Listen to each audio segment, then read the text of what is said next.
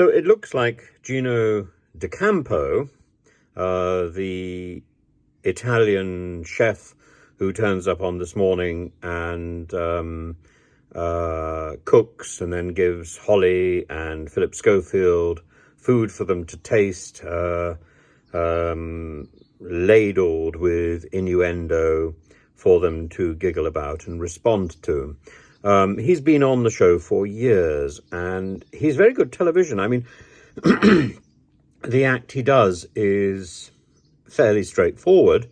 He does a sort of straight-faced pantomime routine, where, like the pantomime dame, he's sort of coming out with innuendo-laced lines, which are based on the fact that he is Italian and doesn't understand. Of course, the whole thing is very carefully scripted, I am sure, and he does it to perfection. It's a very beautiful piece of performance. It's up there with Frankie Howard.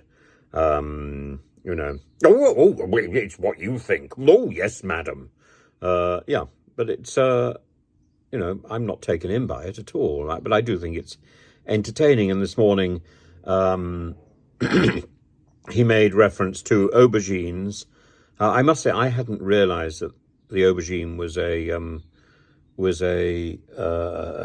sort of image on social media until I was in the circle, and then there was a lot of fuss made about aubergines. I still didn't quite get it until I got off the show, and then somebody took me to one side and explained in sort of letters of a minimum number of letters exactly what an aubergine represented.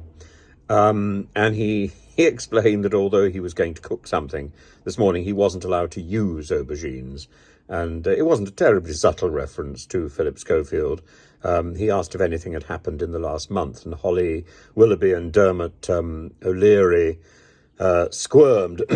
Dermot stuffed a pen in his mouth as if that would help. They looked a bit surprised anyway on the monitor. Holly, somebody said that she looked thunderous. I wouldn't have said she looked thunderous. In fact, I thought she was slightly giggly. But the latest news to emerge from the cavernous chambers of ITV is apparently that Gino has been sacked. And the rumour mill suggests that it's Holly who got him sacked. There is a theory that Holly is some sort of ruthless, cold career climber, and the image that she puts out on the telly is in contrast to that. I wouldn't know. I've so very rarely watched This Morning. I've caught a few moments of it every so now and then when I've chanced onto the wrong channel. Most of the time when we're at home, we watch Turkish television, or I don't. I get on with work. But Turkish television is the TV of choice in my house, and just occasionally the wrong button is pressed, and we find ourselves enmeshed in British morning TV, so it's a chance thing. But yeah, I've always enjoyed Gino's performance. I've always winced a little bit at Holly Willoughby. All that sort of giggly stuff and all the eye fluttering. What I would like to see on British morning television is some solid investigations, some solid journalism, exactly as we have on Radio 4, Women's Hour. Women's Hour is not some sort of giggly, eyelash fluttering stuff. It treats its audience as grown-ups, and that's not what the ITV fare does, and it's not, frankly, what the BBC stuff does. The BBC and ITV together just assume that the only people who are watching television in the morning are fluttery airheads. Not the case. And there's an opportunity to have some solid, interesting discussion on shows on both ITV and BBC and Channel 4.